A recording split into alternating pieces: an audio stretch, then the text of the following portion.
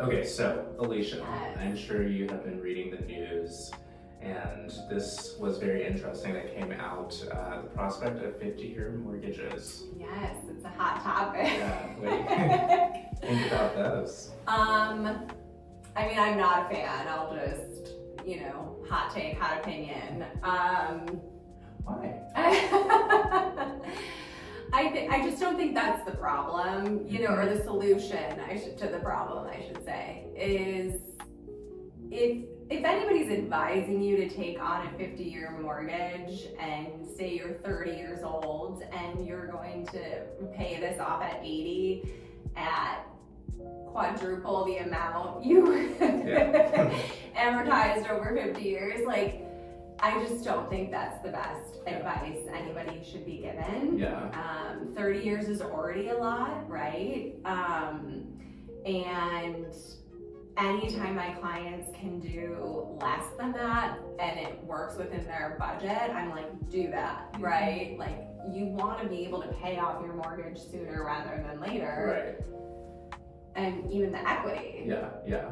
I mean, I think, like, when you're thinking about a mortgage, like, one, we all know that in the beginning of the mortgage, you are mostly just paying interest. So you're not actually paying down the principal.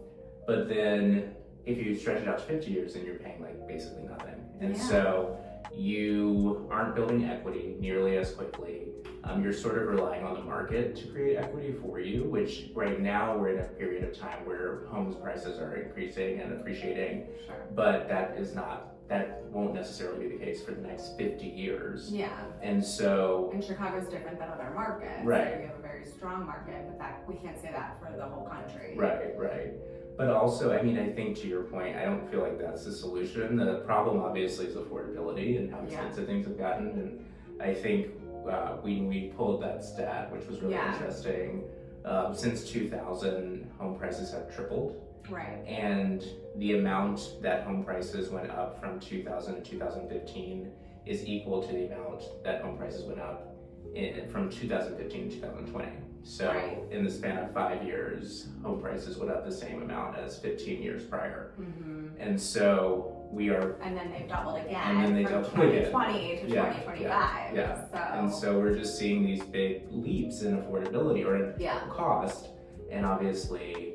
Right, it's like 65% increase from 2020, where we talked about income is only at about a 45%. So you're seeing a 25% variance in home prices versus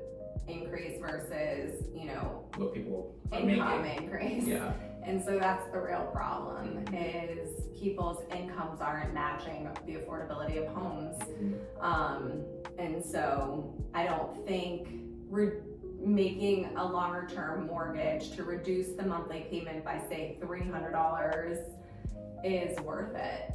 I mean, I think it begs the question of what is affordability. You know, if you stretch something out and make it less per month, is that truly more affordable? Because you are absolutely paying more money for that house than you would be otherwise.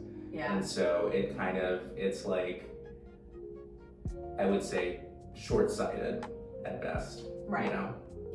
We need other solutions to make housing more affordable.